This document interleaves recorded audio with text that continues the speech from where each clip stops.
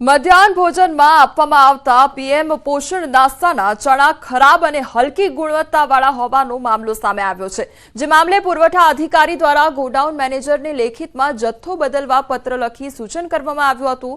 ચણાનો જથ્થો ખરાબ આવ્યો હોવાનું નડિયાદ, માતર, મહેમદાબાદ અને નડિયાદ શહેરના મામલતદારના પત્રને સંબોધીને પત્ર લખવામાં આવ્યો હતો, પરંતુ પત્ર લખ્યો હોવા છતાં ગોડાઉન મેનેજર દ્વારા જથ્થો બદલી આપવામાં નહોતો આવ્યો। જ્યારે ન્યૂઝ 18 ગુજરાતીએ રિયાલિટી ચેક કર્યું ત્યારે જથ્થો ખરાબ હોવાનું જાણવા મળ્યું હતું। ત્યારે સવાલ એ થઈ રહ્યો છે કે જો પુરવઠા અધિકારી દ્વારા 12 તારીખે પત્ર લખવામાં આવ્યો તો પછી જથ્થો કેમ બદલવામાં ન આવ્યો? આ જથ્થો આપનારા એજન્સી સામે હજી સુધી કોઈ પગલાં ભરવામાં કેમ ન આવ્યા? અને અંદાજિત 20,000 કિલોથી પણ વધુ ચણાનો જથ્થો જીવાતવાળો અને અખાદ્ય હોય તો તેનું સેમ્પલ કેવી રીતે પાસ થયું તે સવાલ ઉદ્ભવી રહ્યો છે।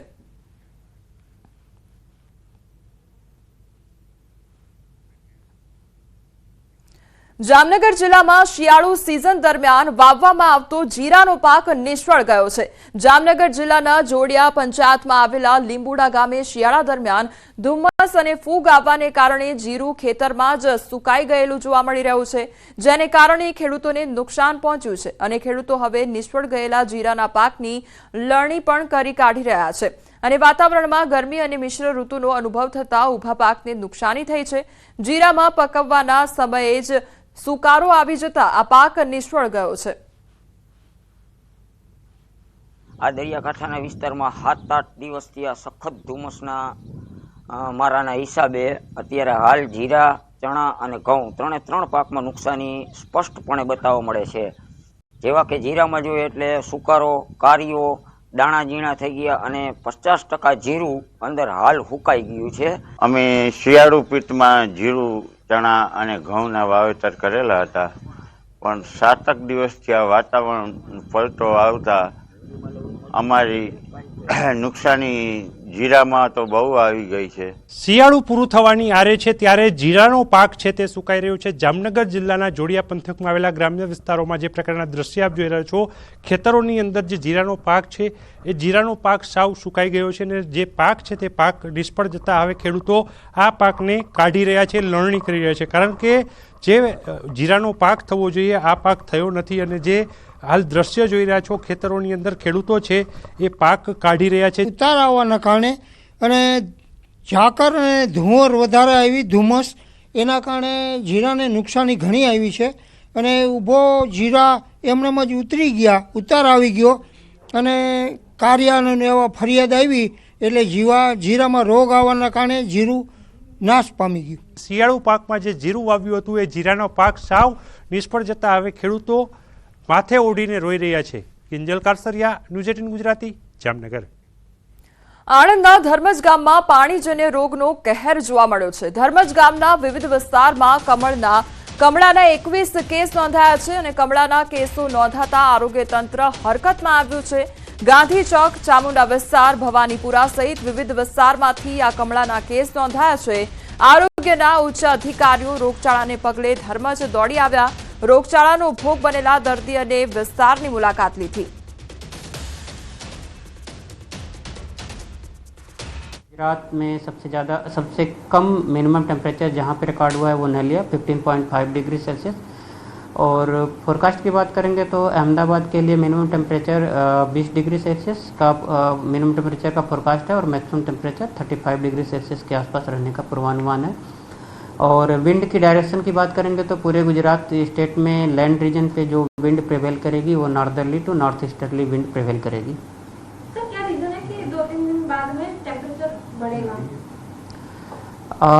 मैक्सिमम टेम्परेचर है वो 3 दिन के बाद 2 से 3 डिग्री सेल्सियस बढ़ने का पूर्वानुमान है, जिसमें 24 तारीख के आसपास एक वेस्टर्न डिस्टर्बेंस पास करेगा और मिनिमम टेम्परेचर जो रहेगा 2 दिन एनएलसी में, उसके बाद 2 से 3 डिग्री सेल्सियस का बढ़ोतरी का पूर्वानुमान है।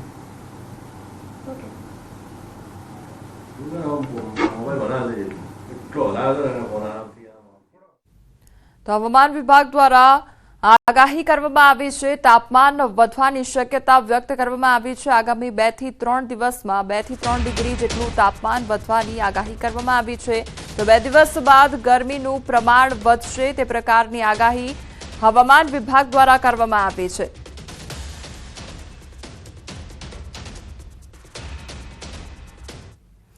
આ તરફ વડોદરામાં જતા શિયાળે ભર ચોમાસા જેવો માહોલ જોવા મળી રહ્યો છે. મનપાના અણઘડ વહીવટ અને કોન્ટ્રાક્ટરોની બેદરકારીથી નાગરિકો હેરાન પરેશાન થઈ રહ્યા છે.